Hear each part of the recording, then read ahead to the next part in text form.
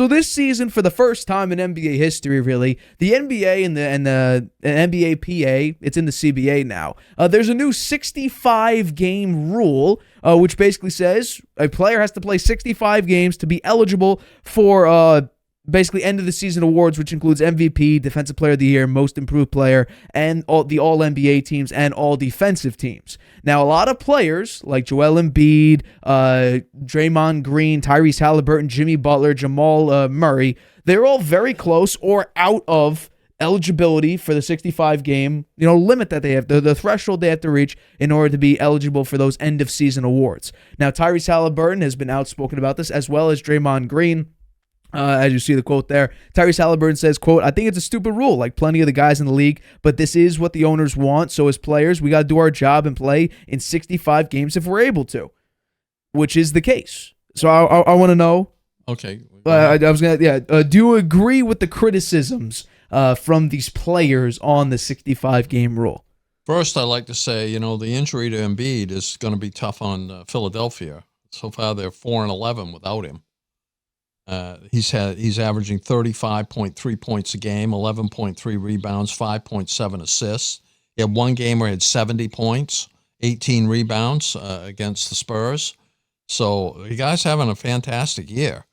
In terms of the 65 game rule, it's not only 65 games, you have to play 20 minutes in each game. Correct. So if you play, 70 games, but you had 10 minutes and 7 or 8 of them, then you don't qualify. So it's almost 80% of the games you got to be in. I think it's good for the fans, right? Because they pay the big ticket prices these days to go see these games. They want to see the best players play. And, resting players for the playoffs and things like that, or having a night off after a game the day before, things like that, that's not going to happen as often. And I think the players' gripe is that it forces them to maybe play through some injuries. But if they're injured bad enough, they're not going to be able to play. So last year there were 15 players that made the All-NBA team, where 5 wouldn't have qualified for this 65-game rule. Giannis, Steph Curry, Jimmy Butler, Damian Lillard, and LeBron James. So those are some big names, right, that wouldn't have qualified for the awards. So it's a little bit controversial. It also probably hurts some players' chances for a Supermax contract. Right. Tyrese Halliburton's one of them. He's going to lose out on potentially $41 million. Yeah. So I can see why the players have some issues with it, but I can see the owner's point of view and also the NBA's point of view. They want to have those best players out there playing regularly so that the fans can see them. And that's where I'm going to disagree with the players. The first thing I'll say is it's in the CBA, which means the NBA, the owners and everybody, and the NBA PA, the Players Association, they had to agree on this. So the players agreed on this too. So it's sort of, dealing with the consequences. Take a look at this. Think about this first off. The NBA implemented the in-season tournament. We have never seen more star power play each game than during the in-season tournament. The Lakers looked like the NBA Finals winners when they were in that in-season tournament. LeBron playing out of his mind, Anthony Davis playing out of his mind, and the Pacers, look at what they do. They were the highest scoring team in the NBA, which they still are, but the level of play was heightened because there was this new incentive for cash reasons and just to say that you won the inaugural in-season tournament. Check this out. 71% of star players, all stars or all NBA players from the past 3 seasons, are on track to play 65 or more games this season, up from 47% last year. So the idea that teams are putting out their players more and the players are playing more is true. Embiid, which he won the MVP last season, and it was unfortunate he has this meniscus injury. He played the second fewest games in NBA history for an MVP winner. And we could really credit this to Greg Popovich and his load management scheme. When they beat the Heat in the NBA Finals, I believe no player averaged more than 30 minutes or 30 minutes or more.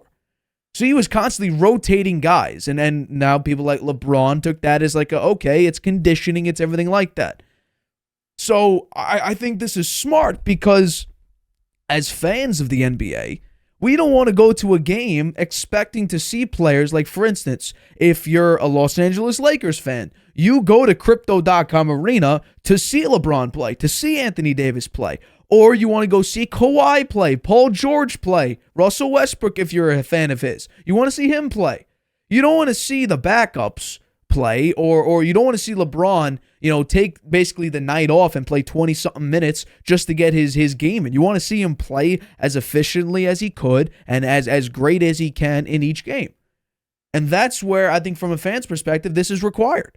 It's 65 games. You're getting paid millions of dollars to play basketball. You're not getting paid hundreds of thousands, if even that, to sit in a cubicle. You're going out there and playing sports. And this also, I would also it requires more. It requires a significant more time in training, in healing, in getting your body into shape to play NBA basketball. So because you agreed to it, it's in the CBA, which you agreed to sign, which the Players Association agreed to. Yeah, keep your body in shape. And yeah, it might suck that the first year that this is implemented, Joel Embiid has an unfortunate meniscus injury. But this is to stop players from sitting out when they're not hurt. LeBron's done that. Anthony Davis has done that. Steph Curry's done that. You have a lot of these star players, which the NBA makes billions of dollars off of, star power, on prime time. You expect LeBron James versus Steph Curry. Oh, no, but tonight, report comes out, Steph Curry's out on rest, LeBron James rest. What?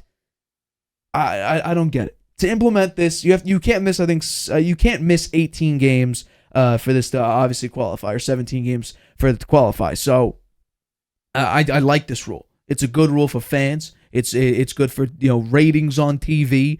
The only unfortunate thing would be is just stay healthy in the NBA. So the only negative is you have to stay healthy. You have to play the games, which you're getting paid millions of dollars to do. Right. So it's really not asking that much, right? And they did sign off on it, so correct. Some people are always going to complain about new rules and their impact, and I get it. I think that most players are really good. They want that supermax contract. That's worth a lot of money to them. If they don't get an award, or they would definitely have qualified for the award because they played 64 games, and that they had 20 minutes or more, and that's too bad. If you miss it by 1 or 2 games, it's a shame. But that's the rule, and they'll have to find a way to deal with it. What I find funny is that Draymond Green said, he's a complainer anyway. He said guys didn't face those rules before. So because they wanted to play basketball. How many seasons did John Stockton play all 82 games? How many minutes and games did James Worthy play? Jerry West. All these players played the games. They didn't sit out due to rest. I mean, you saw Kobe Bryant. He had a torn Achilles. He was shooting free throws.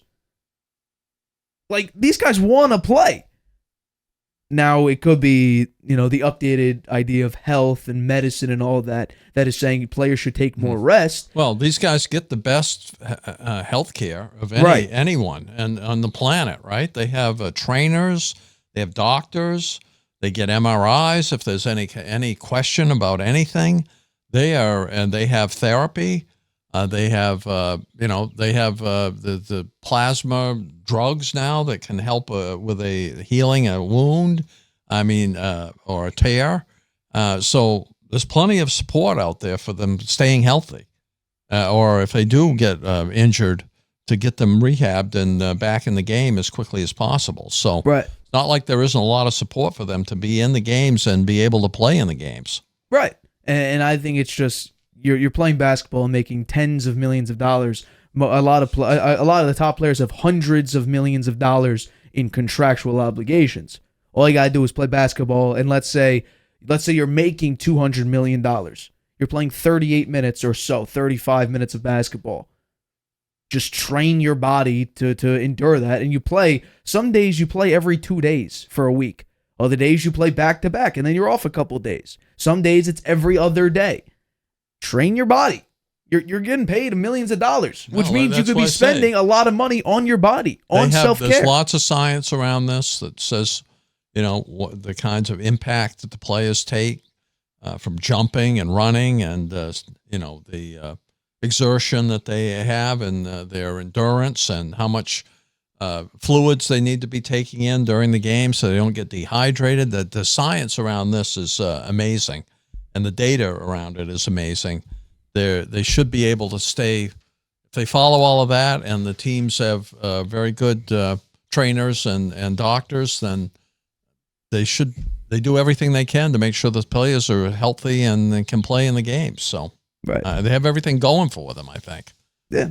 I would just say this is the first year. It's going to need to get some, you got to get warmed up to We'll it. see if anybody gets an award. Any big name. You may might be stuck. these awards may be going to people you say, huh? Who's that guy? It may be the sixth option on a list of players just because Yeah. the top 5 are hurt. Hi, everybody. Thanks for watching. Make sure you subscribe here to get the latest from the show. Also, if you want to check out the full episode, make sure you click the I in the top right-hand corner right now. If you want to listen to this show anywhere you go, make sure you go to anchor.fm/The Harvey Hour or anywhere you get your podcasts.